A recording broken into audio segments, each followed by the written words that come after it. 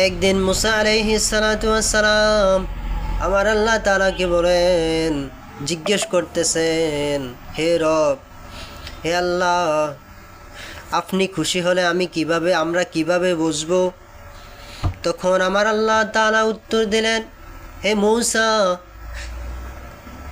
আমি রব যদি খুশি হই কারোর প্রতি, তখন বুঝতে পারবে যে তিনটি কারণে যদি লক্ষণ দেখো, তখনই বুঝতে পারবা যে আমি রব তোমাদের প্রতি খুশি। সুবহানাল্লাহ। এক নাম্বার হচ্ছে, আমি রব যখন কারোর প্রতি খুশি হই, আমি আল্লাহ তার বাড়ির মধ্যে আমি মেহমান পাঠিয়ে দেই। সুবহানাল্লাহ। দেখবেন কারো বাড়িতে যদি হঠাৎ করে মেহমান যায়, 2টা বাজে গিয়ে উঠলো বা 3টা 11টা না বলে কারোর বাড়িতে যদি মেহমান যায়, আমরা অনেকেই অনেক ধরনের কথাবার্তা বলে ফেলি। এগুলা থেকে সাবধান, এগুলো বলা যাবে না।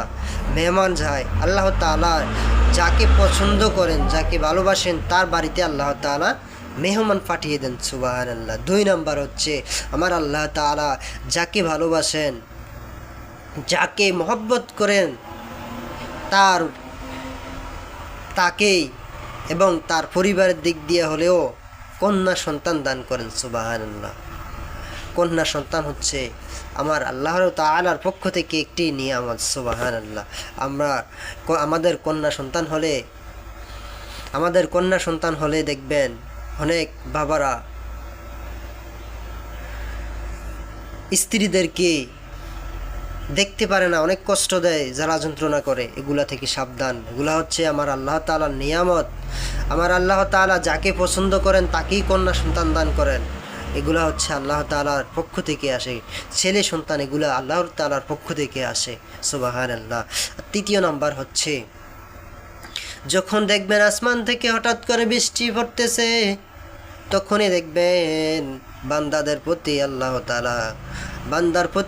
তাআলা ভালোবাসা রয়েছে, বান্দাকে আল্লাহ তাআলা ভালোবেসেছে। সুবহানাল্লাহ। এই তিনটি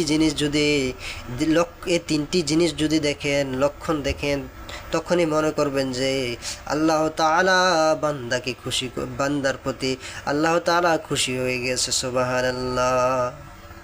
এই 3টি বিষয় দেখবেন, 3টি বিষয় আমার আল্লাহ তাআলার পছন্দ।